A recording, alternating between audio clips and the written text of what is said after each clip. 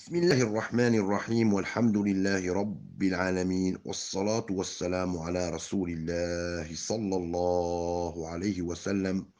إخواني وأخواتي السلام عليكم ورحمة الله وبركاته. Bonjour ou bonsoir à tout le monde, sœurs et frères de foi. Face à l'épidémie du coronavirus, en tant que musulmans, quel doit être notre comportement?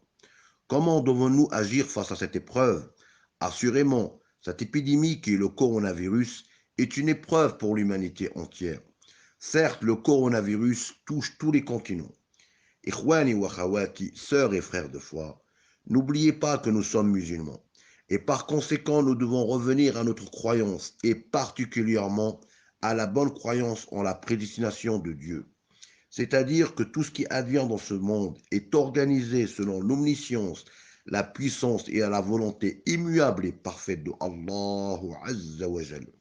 Et donc nous avons l'entière certitude qui ne permet aucun doute que la protection et la préservation ne viennent en définitive que de Allah Tabaraka wa Ta'ala. Rasulullah يقول في الحديث رواه أبي داود ما شاء الله كان وما لم يشاء لم يكن. Le messager de Allah alayhi salatu wassalam a dit dans un hadith rapporté par Abu Daoud dans son livre Sunan Abi Daoud, dans le sens en langue française, ce que Allah veut est et ce que Allah ne veut pas n'est pas. Donc, en conclusion, et pour avoir une compréhension parfaite de ce hadith, il faut savoir que tout ce dont Allah a voulu l'existence aura lieu immanquablement. Au moment où Allah Azza wa Jal en aura voulu l'existence, qu'il s'agisse du bien ou du mal, de l'obéissance ou de la désobéissance, de la mécréance ou de la croyance. Ikhwani wa khawati, sœurs et frères de foi, la bonne croyance en la prédestination de Dieu comporte de nombreux bienfaits. Cette croyance aide face aux épreuves physiques, morales et matérielles.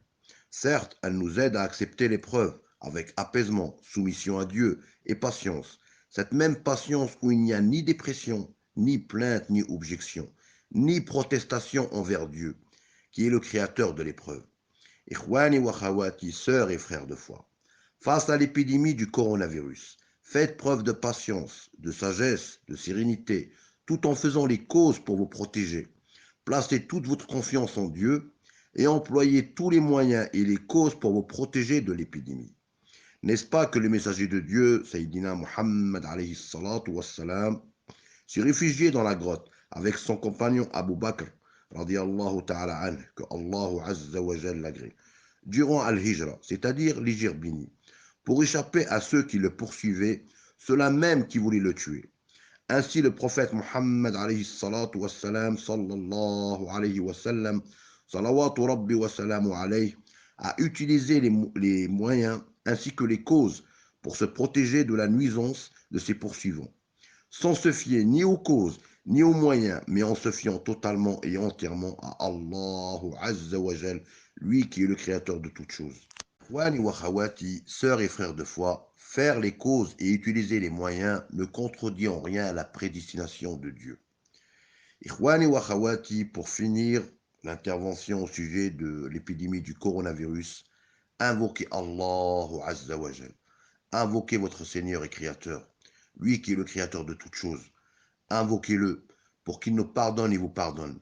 C'est le moyen principal pour repousser le mal, sans oublier d'effectuer les causes et d'utiliser les moyens, pour ne pas être touché par le mal. Invoquez Allah Azza wa Jal, invoquez-le. N'oubliez pas d'invoquer le Créateur de toutes choses, le Seigneur de l'univers qui est Allah subhanahu wa ta'ala.